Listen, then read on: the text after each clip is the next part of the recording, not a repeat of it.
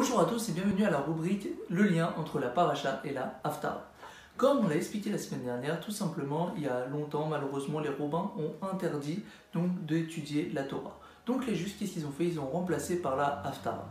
Mais bien sûr, ils ont essayé de prendre une Haftara qui est reliée avec la paracha.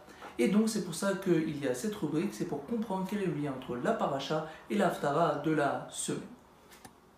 Cette semaine, donc, nous sommes parachat Béar Bechukotai, nous avons deux parachats, et l'Haftara, nous parlons donc de Yirmiyahu.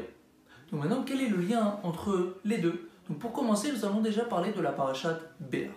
Dans la parachat Béar, au début, on parle des mitzvot qui font donc les halachot entre un achat et une vente, toutes les mitzvot de cette chose, d'achat et de vente. Et donc dans Yirmiyahu, on parle aussi d'achat. De quoi? Tout simplement, Yirmiyahu va acheter, va faire un achat d'un champ. Donc nous voyons le rapport qu'il y a entre les deux. On parle de champ et d'achat, et on parle de champ aussi et d'un achat par rapport à Yirmiyahu. Ça c'est donc la première chose. La deuxième chose, nous parlons aussi de la Shemitah. Dans la paracha, nous parlons donc pareil, toute la halachot, mais de la Shemitah.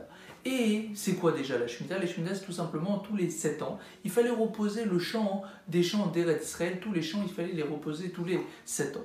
Et dans l'Haftara, qu'est-ce qui se passe? Malheureusement, nous n'allons pas faire la mitzvah de la Shemitah, nous n'avons pas fait reposer les champs. Donc Hachem va nous punir. Comment? Nous exiler à Babel pendant 70 ans, exactement.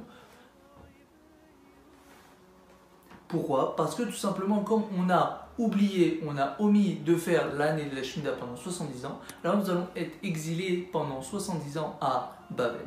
Donc nous voyons aussi le rapport qu'il y a entre les deux par rapport à l'année de la Shemitah. Maintenant, la troisième chose, c'est quoi? C'est par rapport à la délivrance, la Géoula. Parce que dans Béar et dans l'Haftara, nous parlons de la délivrance. Où ça exactement? Nous allons parler de tout ça dans Bechukotai. Donc maintenant qu'on a terminé de la paracha Béar, entre la paracha Béar et l'Haftara, nous allons parler donc de Bechukotai. La première chose qu'il y a dans Bechukotai, c'est par rapport à l'idolâtrie. Dans la paracha, nous parlons que malheureusement les Bnei Israël vont créer et vont faire des idolâtres, des autels pour l'idolâtrie. Et bien sûr, Akadosh Baruch Hu après va détruire tout ça. Mais malheureusement, nous allons le faire. Et dans Yirmiyahu, dans l'Haftara, c'est exactement pareil. Yirmiyahu va chez les Juifs et va dire « Faites attention de ne pas aller dans l'idolâtrie ». Donc nous voyons le rapport qu'il y a entre les deux par rapport à l'idolâtrie. Donc ça c'est la première chose. La deuxième chose, c'est par rapport à la Shemitah. Nous parlons aussi dans Bechukotai de l'année de la Shemitah. Comme on a parlé tout à l'heure, que malheureusement dans Yirmiyahu aussi, on va être exilé dans un Bavel à cause de la Shemitah. Donc nous voyons aussi encore le rapport par rapport à la Shemitah. Et maintenant, par rapport à la Géoula, la délivrance, comme nous avons dit tout à l'heure, où ça on voit, tout simplement dans la paracha de Bechukotai, après toutes les malédictions qu'on a eues malheureusement, Hachem il nous dit exactement ça. Je me souviendrai en leur faveur de l'alliance des premières générations que j'ai fait sortir d'Égypte aux yeux des nations pour être leur Dieu. Il dit ça. Donc qu'est-ce qu'on voit bien? On voit bien qu'on parle de la Géoula, on voit bien que Dieu a dit après toutes les punitions, je me souvenir de vous, de quoi? De l'alliance que j'ai eue entre Abraham, Yitzhak et Jacob, et bien sûr de la sortie d'Égypte, et que quoi? Donc je vais vous sortir d'Égypte. Nous voyons bien la délivrance qui se souvient de nous. Pareil pour Yirmiyahu. Yirmiyahu, qu'est-ce qui se passe? Yirmiyahu va prier Hachem et va dire exactement comme ça, guéris-moi, ô Hachem, et je serai guéri. Donc nous voyons bien guérir, soulager, ça veut dire quoi? Ça veut dire de la délivrance. Nous parlons encore une fois de la délivrance, nous parlons dans les deux cas de la délivrance. Donc en résumé, à la fin on termine et on dit tout simplement que malheureusement les Juifs, donc, dans cette paracha et dans cette Haftara, malheureusement on va être frappés.